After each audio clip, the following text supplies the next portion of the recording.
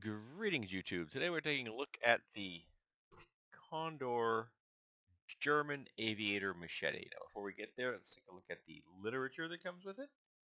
A little blurb about the fact that carbide steel does, in fact, rust. You can take a look at that if you want to. Came with a nice sticker, which I haven't found a home for yet. And it came with an actual physical uh, catalog, which I thought was kind of cool. Haven't had a chance to look at all of that quite yet. Um, Now, I have been in love with the Messer style of blade forever. And a proper Messer would have a small spur coming off here at a right angle, about probably about the same length as one of these, about that high.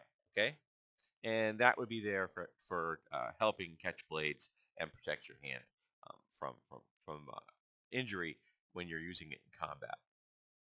But a good quality handmade messer is going to run me, even if I find a good deal. And I found one online. It was like £1,000. It was British, and I can't afford that right now. But what I can afford is a Condor machete that is in a very similar vein. I had planned on buying a Condor machete anyway because I didn't have one in my collection. But then I realized that I could get one that would solve the issue of me not having a Messer and also solve the issue of not having Condor. So here we go. This is a full leather sheath. It's really quite well made.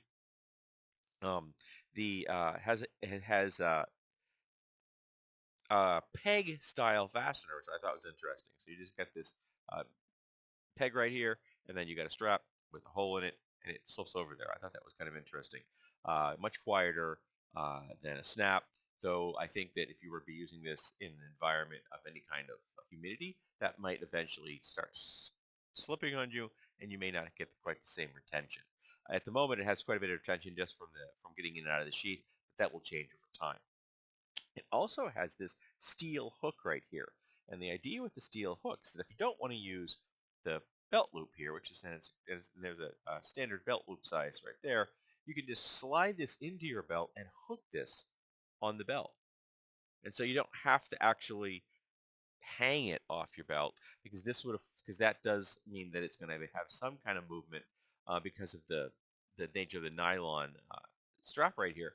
That would secure it more thoroughly and means if you wanted to, you just take the whole thing out and then remove it, use it, put this back later so that you don't have this necessarily on your body while you're using your machete. But enough about that. Let's actually look at the blade itself. And here she be. It's hard to get in the frame. And the only blurb on this thing, it says Condor El Salvador. Let me turn this around so you can actually see the Condor El Salvador properly. There we go. And as you can tell, this is a big blade. It's 22 inches long. So what attracted me to it? Well, it is a Messer style shape. It has the classic S-guard, which I love. They've gone kind of an interesting shape with this handle because it is in fact square. Full tang with the metal cap so you can actually do some hammering with this thing. Brass pegs and a wooden grip. I don't remember what the wood is. I apologize. Um, but online I heard some people complaining about the fact they felt that this was uncomfortable. But one of the nice things with that swell, it's straight here, but it swells out, which means when you're gripping it, you get some resistance if you're using it. And there is not sharpened here, so if you need to get some more control, you could put your finger over the guard like this to get some more control for more close in work where you're worried about that. And if you need just to get in there and swing, you can go like this, and you've got 22 inches of blade, which has got some nice heft to it.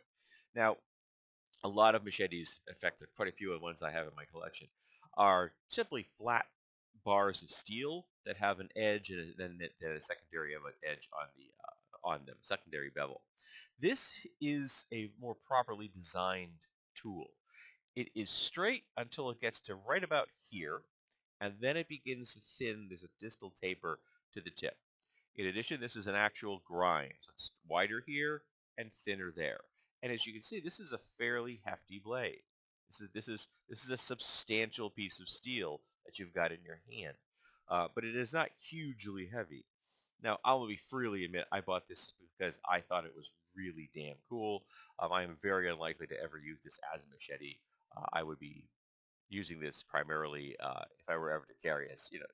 Every one to use it probably is like self-defense or something like that, because it is a really wonderfully designed device, and it feels good. It looks good. It affords you some protection because it's got this nice S guard. It doesn't have the little spur on it that a true messer would have, which is kind of a pity.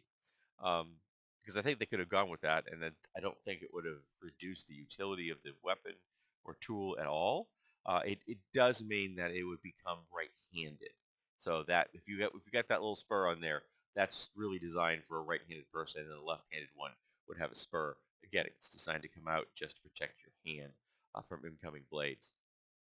But this is cool, and that's why is it called the German Aviator? I've heard it was because of a German fighter pilot that allowed a wounded bomber to uh, limp home rather than shoot out of the sky for some reason, some act of chivalry on his part during a military conflict in World War II.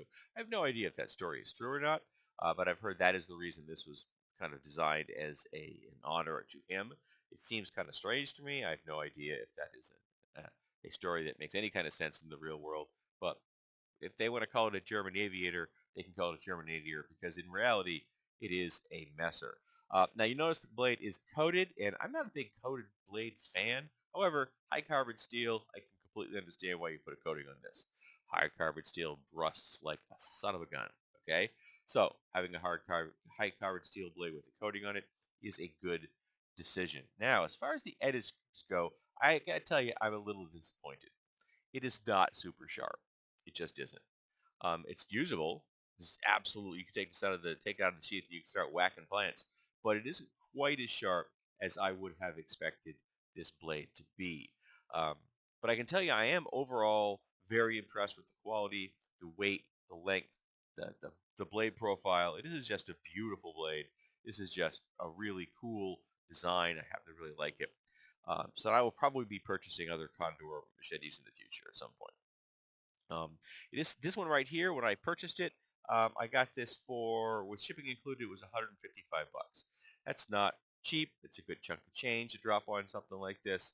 But if you like good quality machete, and Condor is highly regarded all over the world for their quality of machetes, um, maybe this is something you'd be interested in, particularly if you want something that's not every day. This is not the size style of machete that you're going to see, you know, everywhere you go. It's unusual with an S-guard, this kind of square handle, full tang with a butt cap like this. This is not a design I've ever seen before, and I own quite a few machetes. In fact, I have a drawer in my closet labeled machetes because it's full of machetes, and it is not actually able to hold all of the machetes I own. Um, so yeah, I like this thing. I think it's very cool. And if you are into unusual shaped machetes, or you're just into good quality tools that you may find of use, or in my case, like me, something that looks like a type of weapon that you've always wanted to own, well, here you go. This is the Condor German Aviator machete.